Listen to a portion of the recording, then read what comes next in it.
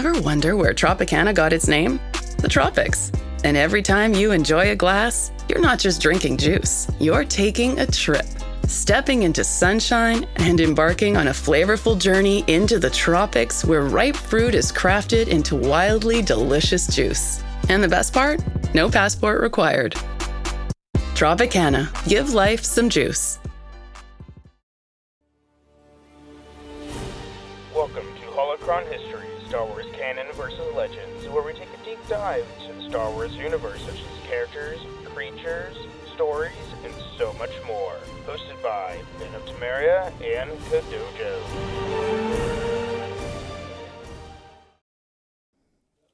Welcome back, Adepts Acolytes, to another episode of Holocron History, Star Wars Canon vs. Legends. I am one your host, Brandon, or also known as Ben of Temeria, and always with me is my good friend, Kadojo. Hello there. And we are here to bring you more KOTOR, SWTOR lore deep dives, because that's what we're doing right now.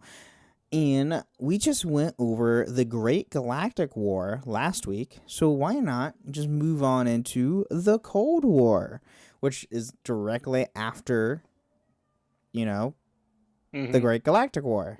So, yeah, so it's fun. So getting into the Cold War itself, so the terms of the punitive Treaty of Coruscant called for an immediate ceasefire and withdrawal of all Republic and Jedi forces from battlefields across the galaxy, which we talked about last week at the end of the episode, because the Treaty of Coruscant ends the Great Galactic War. So as the treaty went into effect, worlds once allied with the Republic were left defenseless and were quickly absorbed by the Empire. Other planets, angered by the Senate acceptance of the treaty, decided to separate themselves from the Republic. Now, to be fair, the Republic did have a gun to its head. The Republic did have a gun to its head when it came to the treaty. Yeah, that's very true. It was like, hey, your capital is about to be freaking glassed. Do this or else. And that's like, we'll pull what planet was it? We'll pull a Tartarus on it. Yeah. Yeah. Or, hey, we're just gonna, it just reminds me of, the Covenant from Halo. It's like, hey, we're just gonna glass everything. Mm-hmm. And they do. So, thankfully, the Empire did not. So, as the Jedi returned to their ruined temple on Coruscant, they were met with anger on the planet of part of the Senate, who placed blame for the war at the feet of the Jedi Order. The Jedi, unable to stay on Coruscant, where public opinion had turned against them, relocated the world of their origin, Tython. First off, hey, Senate, who first started defending your ass? Oh yeah, who was the first there to defend you? Who went out there first? Who led in the war? Certainly not you guys who were sitting on your thumbs. Yeah, literally, because they had they were trying to debate on what to do, and the Jedi went ahead and was like, we need to do something. Yeah, and I love it that the Jedi came back. It's like, well, screw you guys, we out, and just peaced out of there. Yeah, it's like, we're not going to stay on this planet. Good luck. Bye. So, although the Empire was stronger than ever, the Sith Emperor no longer seemed to desire total conquest. He handed control of the Empire to the Dark Council, a body of 12 Sith Lords who would oversee the day-to-day affairs of the state. The Dark Lord went on to pursue his own mysterious goals as the Sith consolidated their power. Now, see, I think the Sith Emperor is already planning the next phase of his immortality. Yeah. He's absolutely. Let them stew a little bit, regroup, and then just fight each other.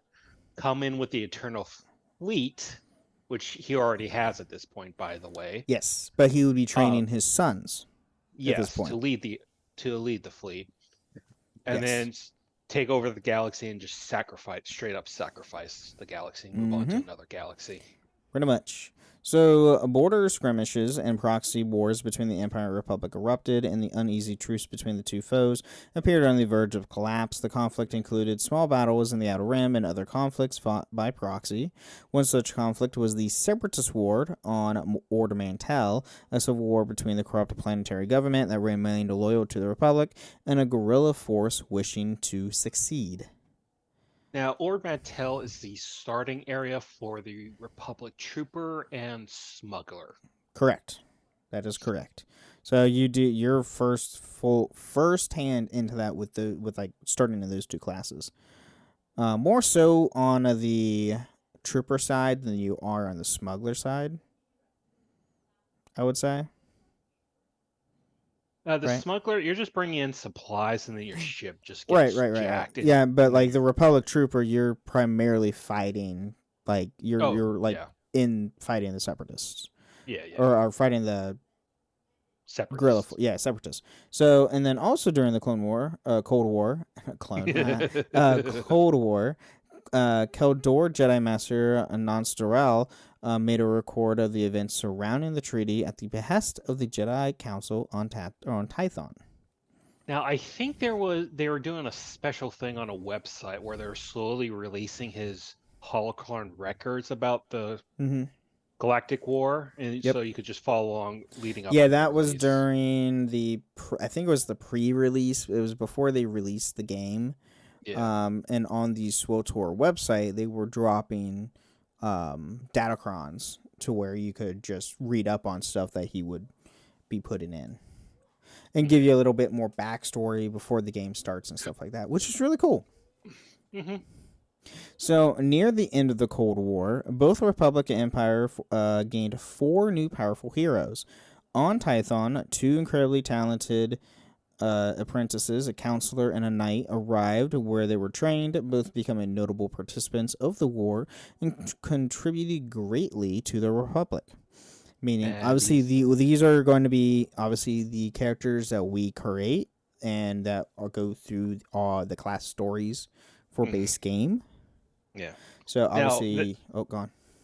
Sorry, but both the Ord Mantell and the counselor and knight both take place towards the end of the Cold War. Damn it, you got me doing it too. Right. Yes. So the start of the game is towards the end of the Cold War, because when you get to Act 2, it goes back into open warfare in Act 2. Yeah. On both sides. Mm-hmm.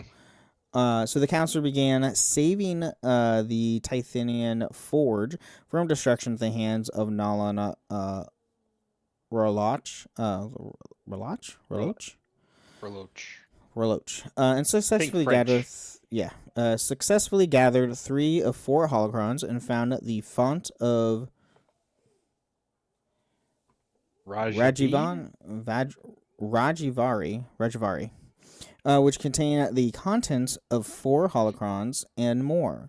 The counselor then saved the Jedi Order from internal destruction by learning an ancient shielding technique when several Jedi Masters became infected by an ancient dark plague. And that's the whole story premise of Act 1 for the counselor. Yeah, you're protecting these Jedi Masters and kind of slowly deteriorating yourself because of it. Mm-hmm. Yeah, So, successfully learning the technique, the counselor healed the afflicted masters and tracked the Plague Master to a lone flagship. The Plague Master, Lord Vivicar, was defeated, and spirit of Tarak Morhaj was expelled from his body, and the counselor then named the third Barsenthor.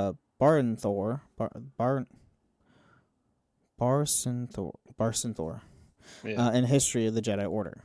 Which names for everything. All my podcasts. That's a title. It is a title. That's a title. But I'm just saying, like, words in general suck. Warden of the Order is what's meant to say. Yes.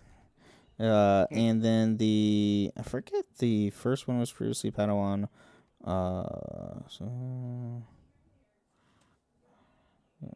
Okay. I thought this was in something else, but apparently not. All right. Anyway, going back now to the Knight. So the Knight first began helping the Jedi Order by defeating the Flesh Raiders and 2 Dark Jedi, Caliph and Bengal Moore, who were responsible for controlling the Flesh Raiders during the events of the Flesh Raider Uprising. The Jedi Knight then followed up with victories against the Sith, pursuing enemies across the galaxy, such as Tarnis, a Sith Lord under the disguise of a doctor. Dun dun. Sith disguising himself? How? What? No No way. way. When Tarnus was slain, his father, Darth Angral, who you might know from Deceived, because he's in that book and is a enemy of Malgus, bore a personal grudge against the Knight during the resulting Desolator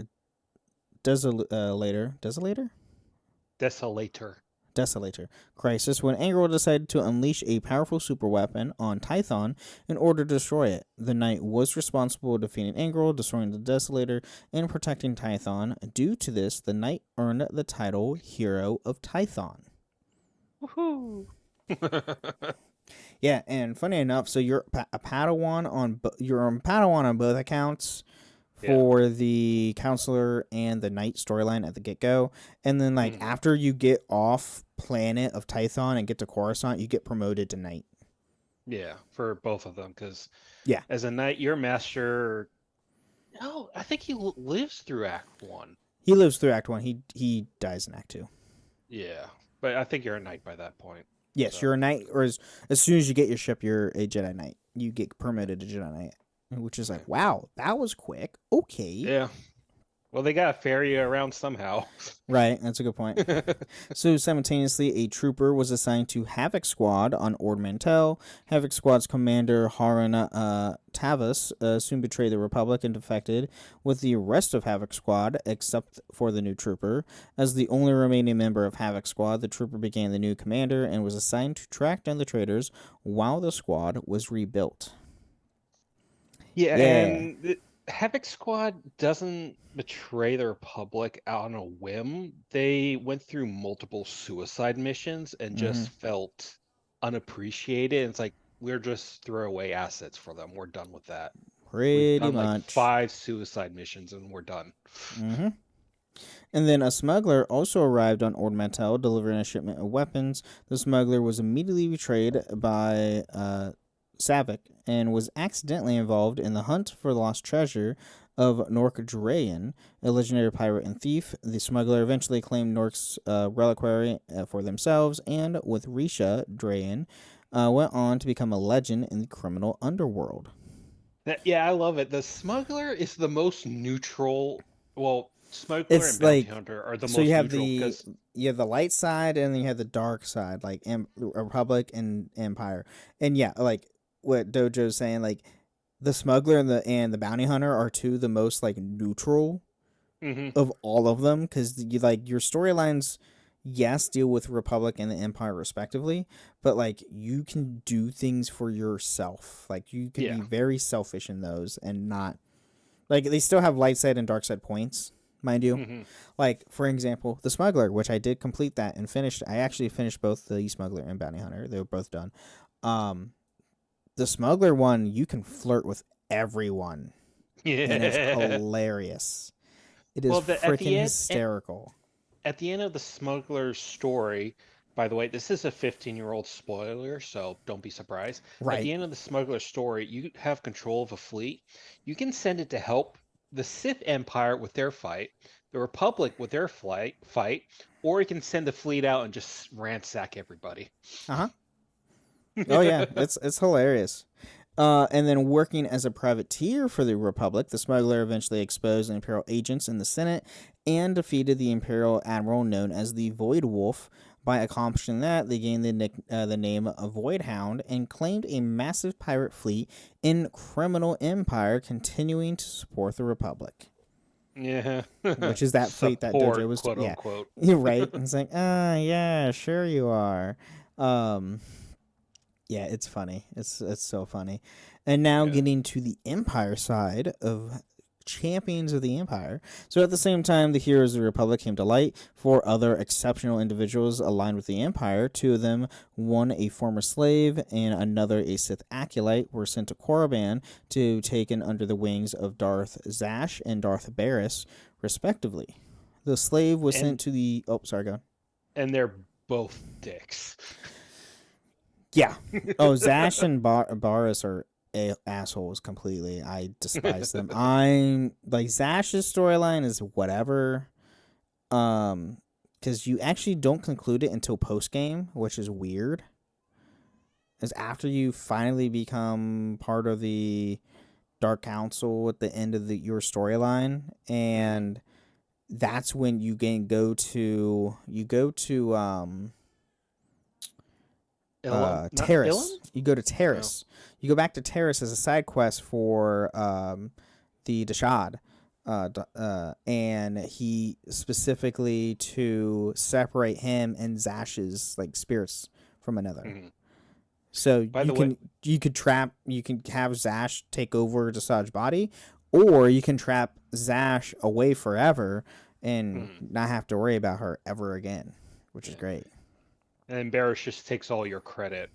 But if you look at Yeah, but Zash's picture, by the way, his ending's justice. oh yeah.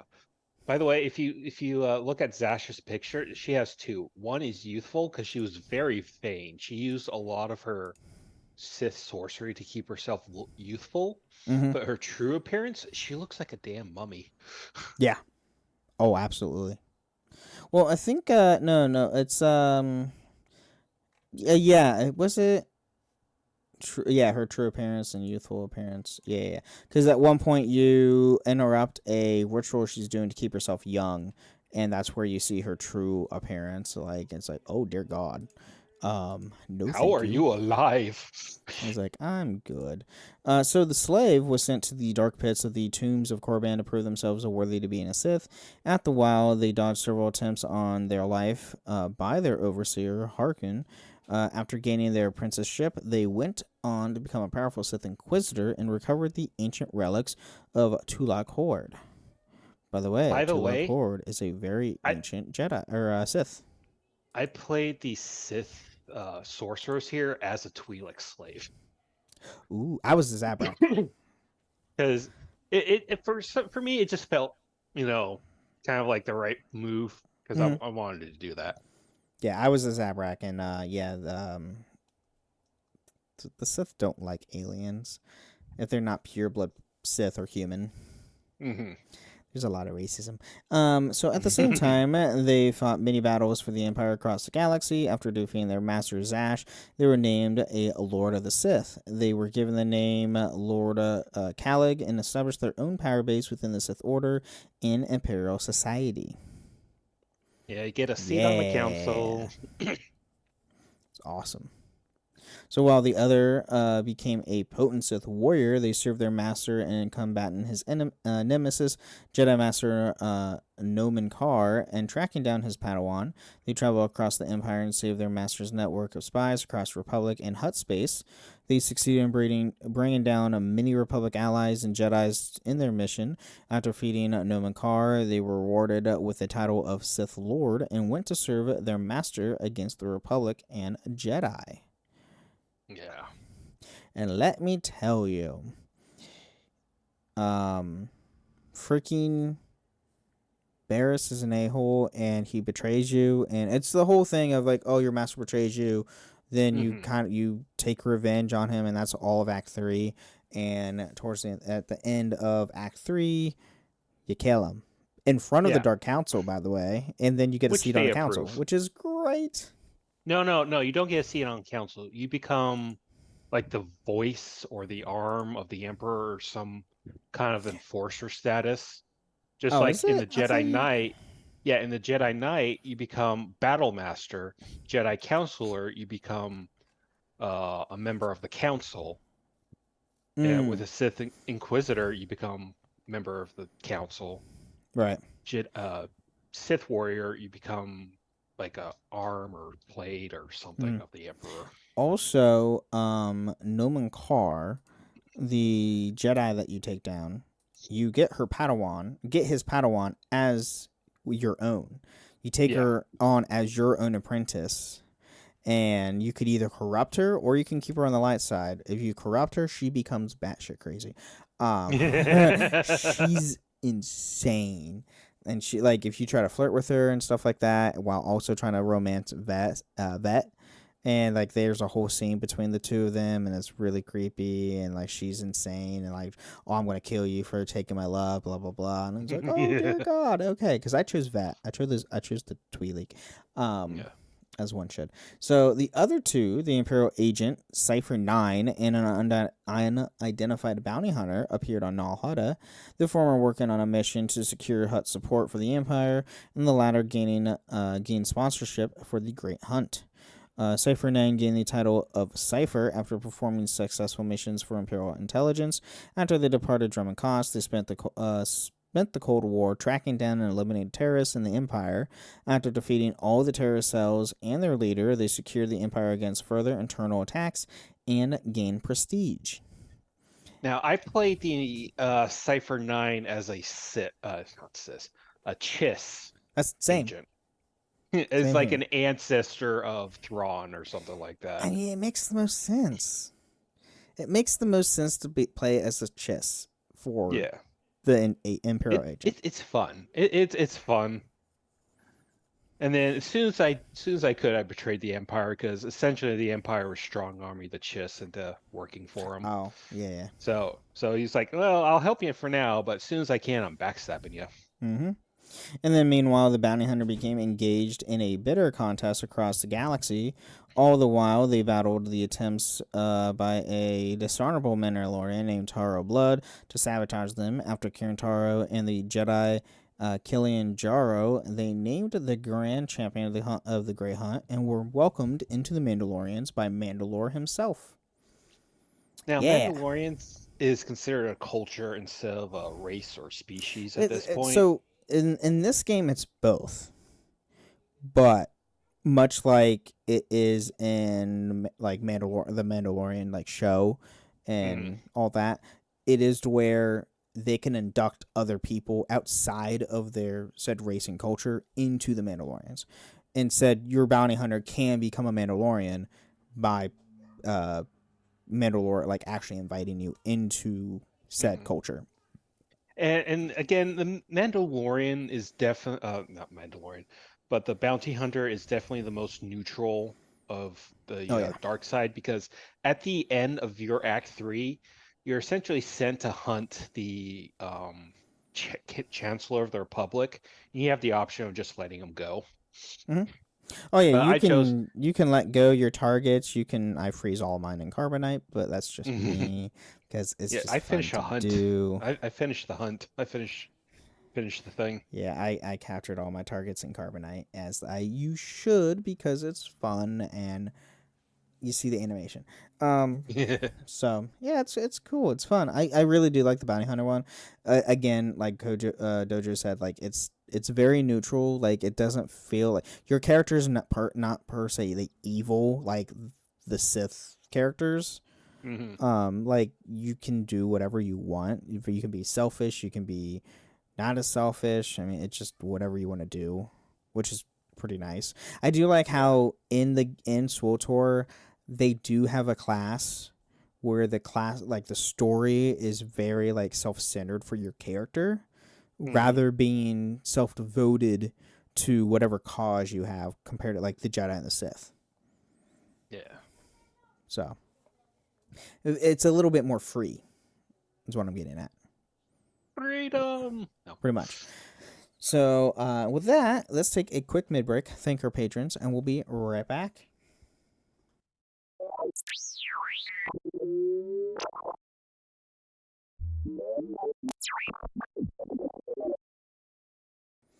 All right, welcome to the middle of the show. We're talking about everything at the podcast. There's nothing to do with the lore of Star Wars. Here we want to thank all our amazing patrons. Thank you guys so much for supporting the show. And if you do want to support the show, you can go to patreon.com/holocronhistories, where you can get ad-free episodes or even join us once a month on the show itself. You can also go to Apple or Spotify, leave a 5-star review on Apple with some words, or a nice Spotify comment. We'll read it out loud next time on the show, which I forgot to check to see if we had one from Apple in a while. Shame on you. Well, Apple's weird. I don't like Apple's freaking setup. Yeah, it's this. Well, not the setup, but like just how the podcast app is set up. It's weird. I don't like it. It also takes like 2 weeks for things to show up. So. See, I don't use Apple products at all, so I don't bother. But we do have some from Spotify. We don't have anything from Apple. It's whatever. So, back on episode 79 of Kashyyyk. Oh, dear God, that was forever ago. That's almost 100 episodes ago. Can you believe that? Noah says 5 stars, increases my knowledge with every show. And then again on the following episode on a patron chat, Noah says, what about Rakatan Prime, the unknown world at the end of KOTOR? What episode was that? What Star Wars planet would you live on? Oh God, no. Rakata I would Prime is not full want of... to be on. No, It's unless full of you're Rancors, isn't it? If I recall, there was a bunch of Rakata Rancors on it, Prime? wasn't it?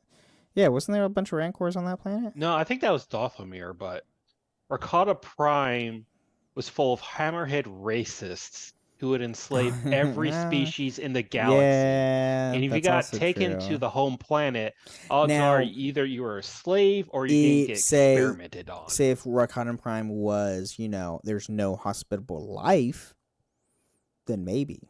Because it's a nice planet. It's all nice and pretty with the beach and everything, but make sure the Rakatans are dead. Mm-hmm. Fully.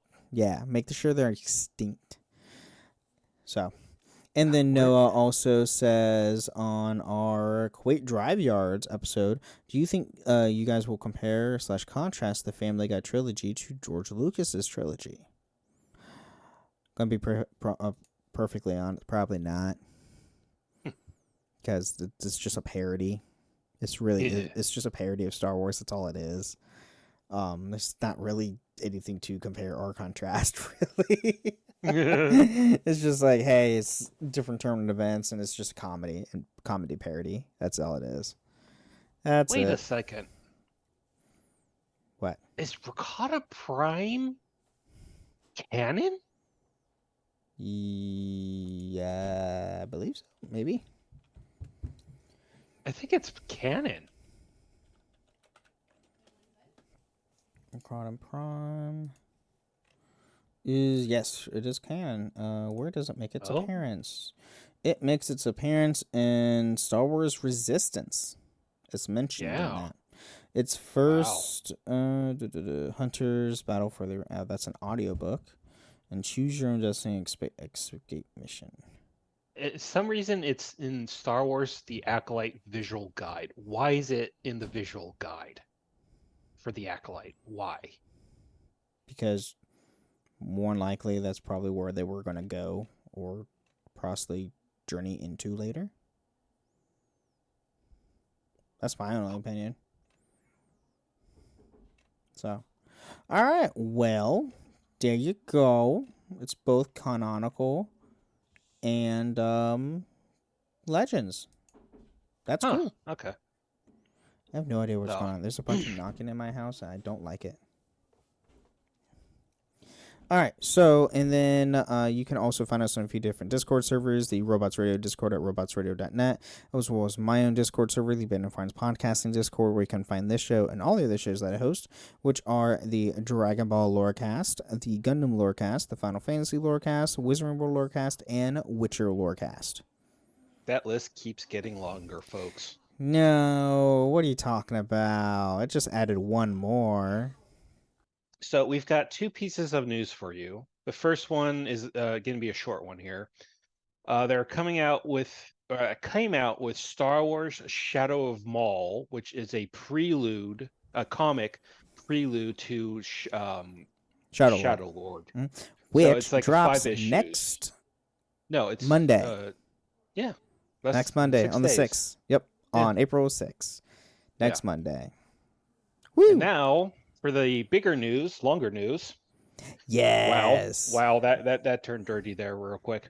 Okay. Moving on. We Star Wars Zero Company got a heavy info dump because PC Gamer had an exclusive interview with the studio that is making the game. Oh my god, I am so excited for this game. So much more excited. So it's being made by Bit Reactor, a studio created specifically for Zero Company. It pulls a lot of people from Fresca if I'm saying that right, who made Oh, XCOM and Midnight Firaxis. Sun. It's Yeah, Firaxis. Firaxis. Who made Midnight Sun and XCOM. So Mm-hmm. they do have a lot of experience in these kind of games. Yeah. And the story is that you're a merc unit being hired by the Republic. You're being led by a character named Hawks. Again, customizable, I'm guessing. Yes. Fully custom. So what they said was like, hey, let's take XCOM and mash it up with something like Mass Effect. Yeah. That's like the style they're going for, to where Mhm. your character is named Hawks. You go by that name, but you get to fully customize your character, just like in Mass Effect. Like, your character is always known as Shepard, but you can fully customize the look of your character. Yeah, you're a former Republic officer, now a merc for hire with his own personal unit. Your enemies will be separatist criminals and a separatist ally that's possibly Sith in origin called the Infinite Coil. They wish to release a deadly plague across the galaxy that will make people superhuman, super abilities. I fail to see the downside of that, but anyway.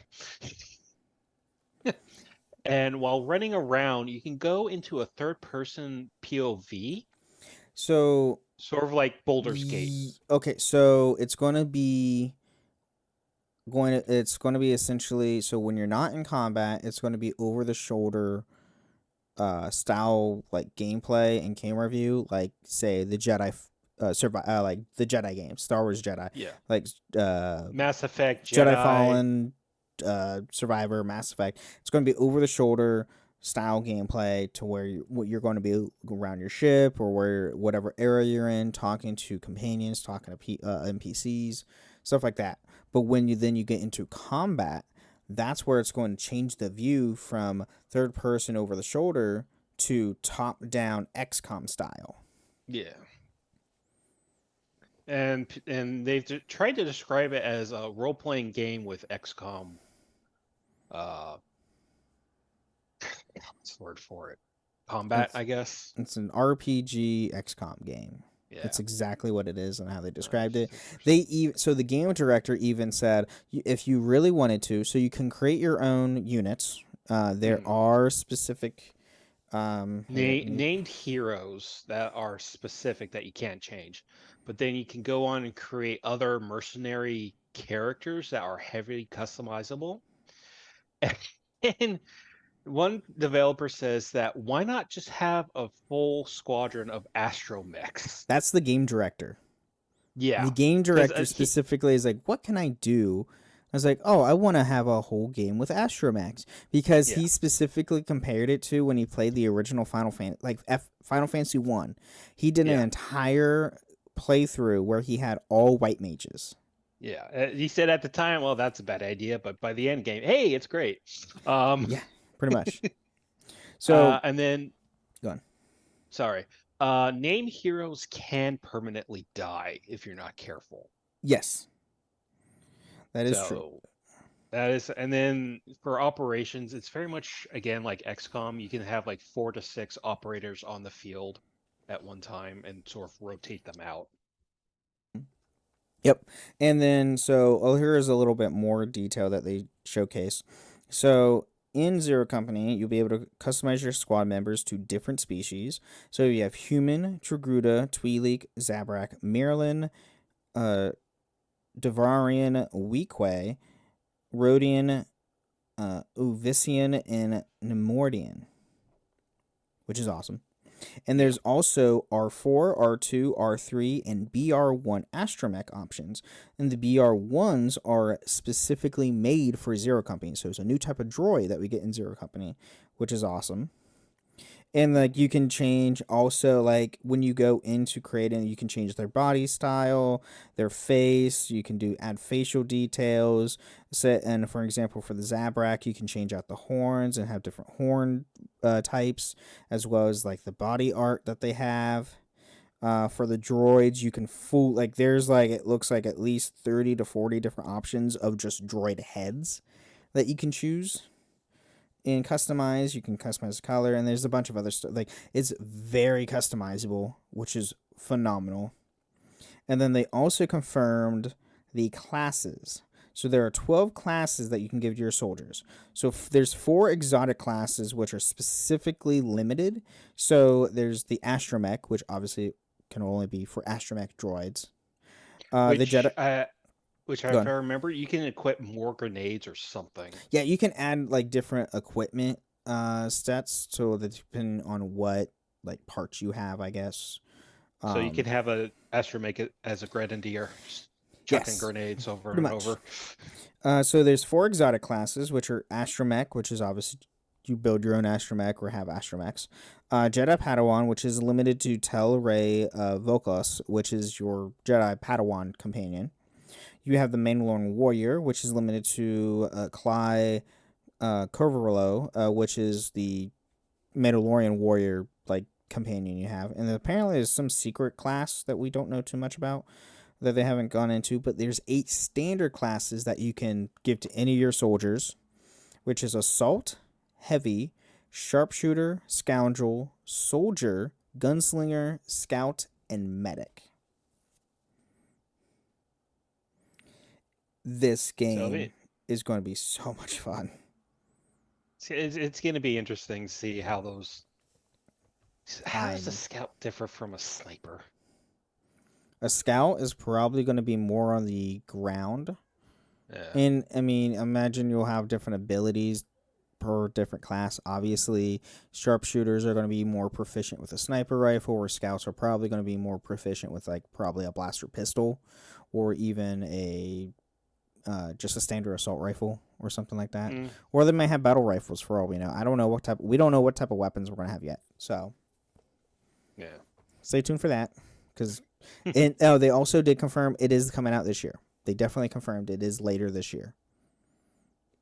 So, yay. We get 2 Star Wars games this year. Woo! Yay. So, yeah. Do we have any other news? I think that's it. That's it. Okay.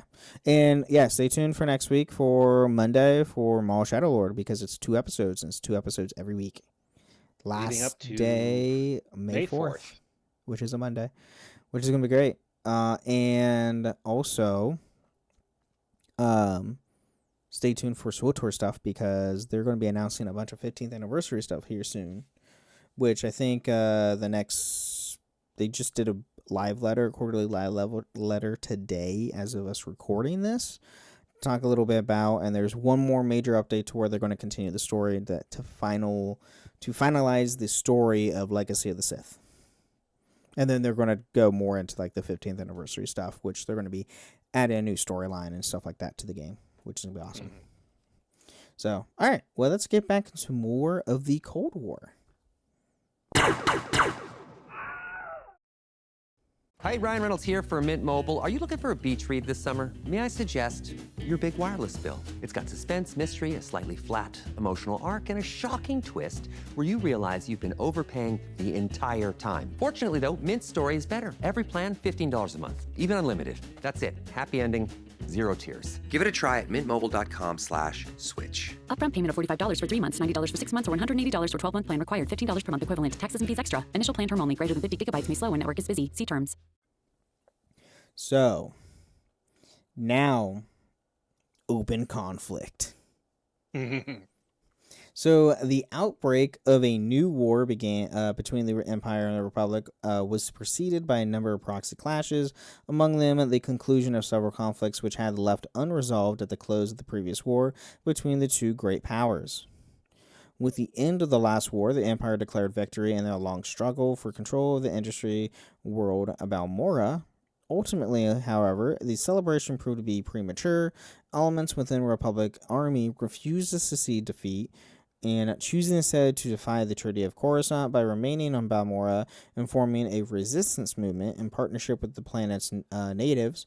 After over a decade of guerrilla warfare, Republic interest finally prevailed when a Jedi counselor rallied the resistance and drove the Empire from the planet. So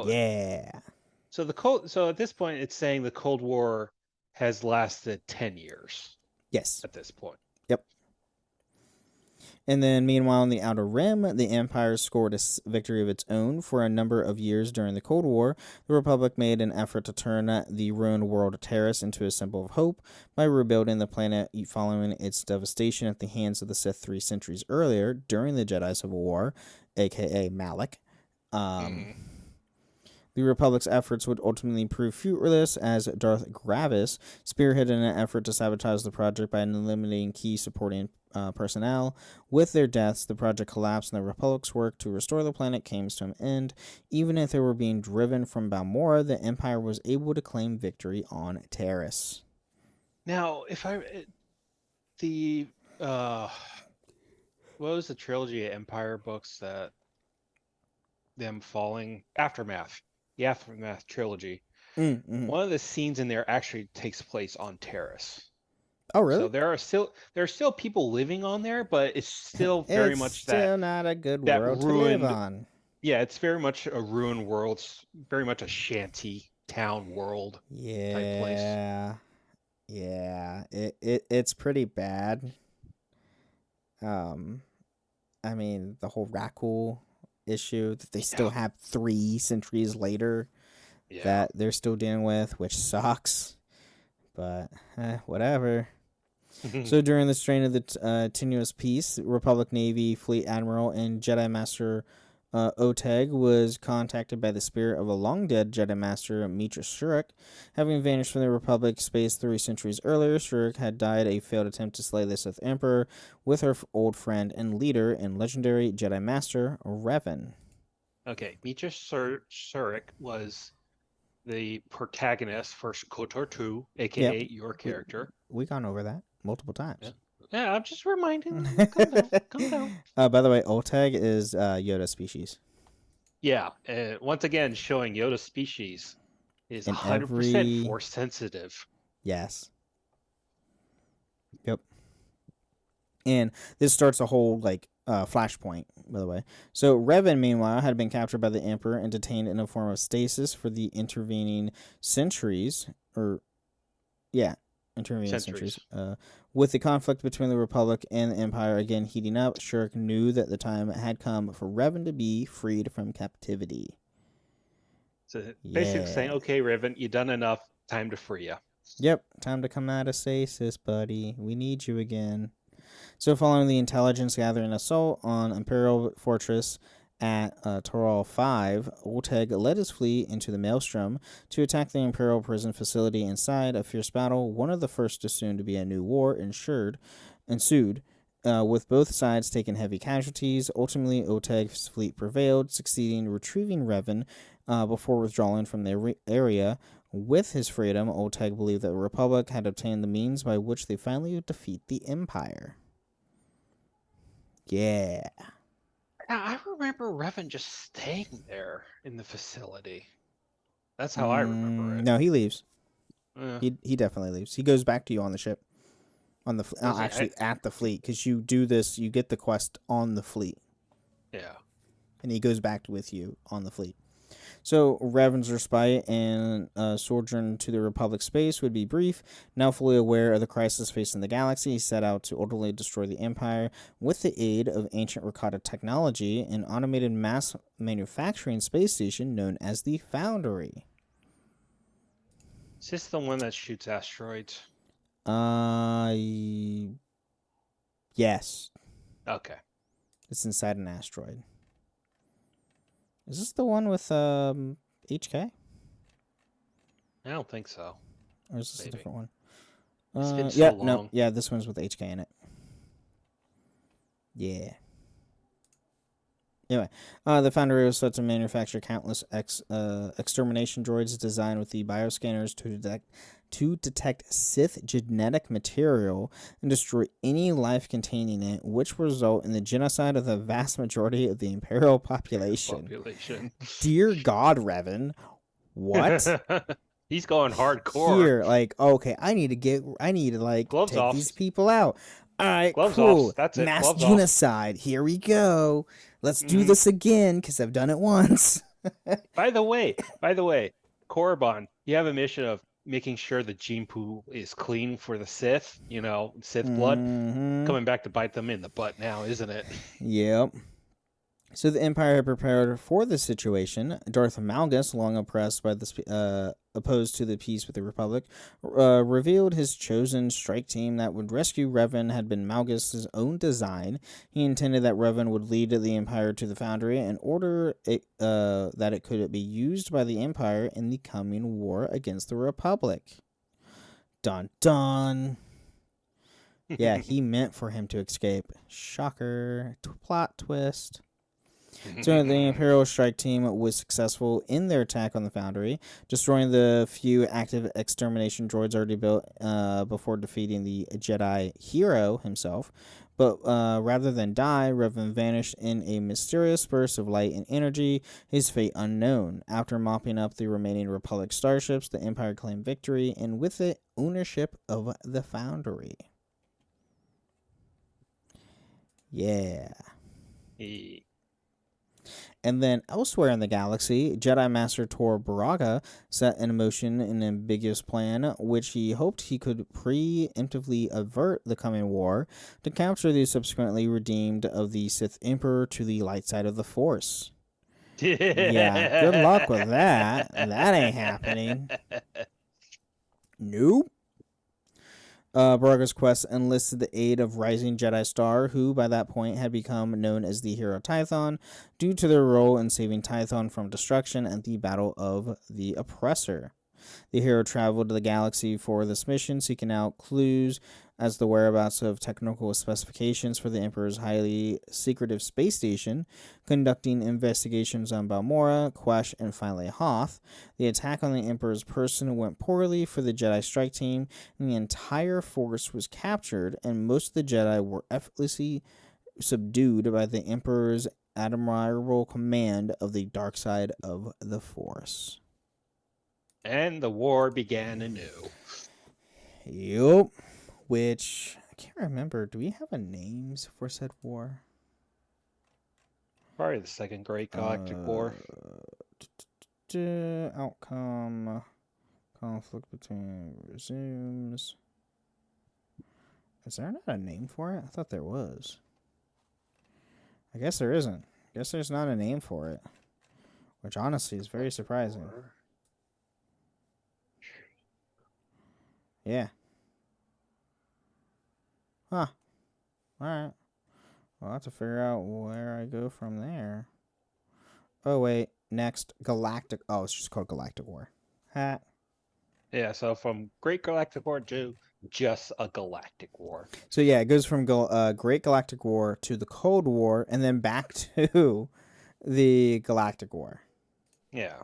Followed by the Eternal Empire Conquest. Yeah. Not war. Stay tuned for that, because we'll have more, everyone. We're essentially just deep diving to the timeline of SWTOR at this point, which, hey, is great. Go play the game. It's fantastic. You'll get more appreciation out of SWTOR.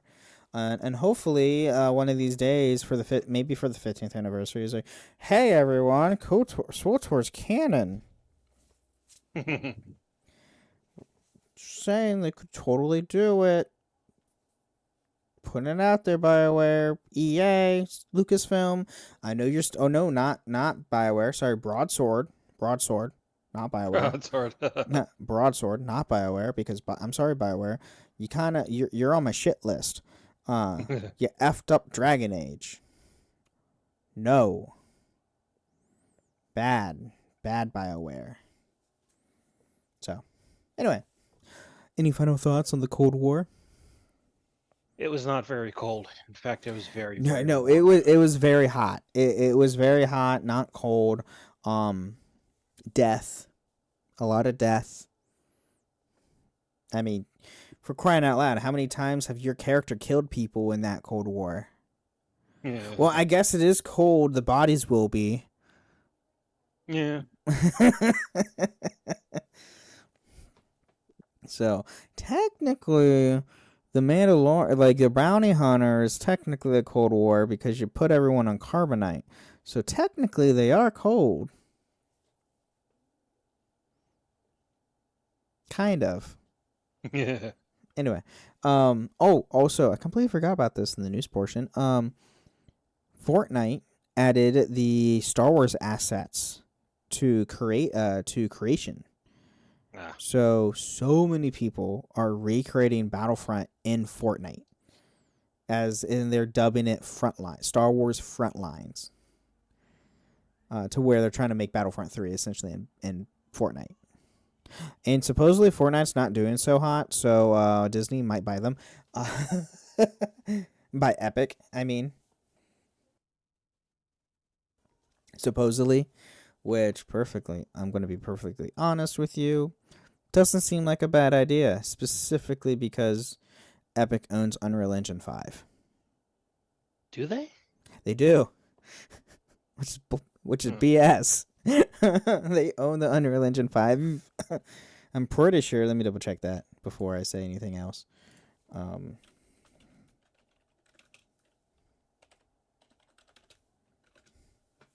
I don't think anyone can actually own it, can they?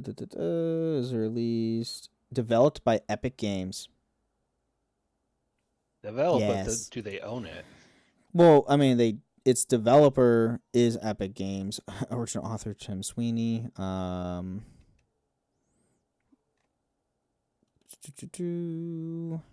yeah, says they do own it. Yeah. They obviously give it out to everyone because it's literally what everyone uses now. But yeah, they created Unreal Engine 5. Well, so technically, no one has a 51% share in it. No, they don't own owner stakes in it, but they did create it and do have ownership of it. Yeah. But yes, so along with Sony, Disney, and the Lego family, which is Warner Brothers. Okay, interesting. I did not know that. Disney does not surprise me one bit because Lego. Oh, family. Just Lego is Lego, not Warner. The Lego, really. Lego. That's what it says. Really? Sony makes sense. Disney makes sense. Lego? Well, they do make a lot of games. Through Warner Brothers. I mean, we are getting a Lego Batman game. Maybe that's how Warner Brothers gets access to Unreal 5. I mean, we are getting Lego Batman, a new Lego Batman here in May, which, by the way, looks amazing. Because it's literally Lego Arkham. It has the Arkham fighting style, but in Lego format, and it's combining all of the Batman films and series together in one game, and you can customize the Batcave completely.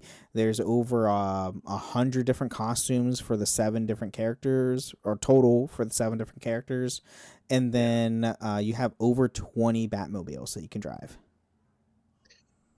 Warner Brothers, release the Nemesis system. Release it. It deserves to be free. So that, I believe, is... That's Warner Brothers. It is Warner Brothers, which also is... They do the Lego games. They're the publisher for Lego. I believe the copyright ends in 2030 for that? God, I 2030 or 2032. I forget. It ends here in the next, 5 years.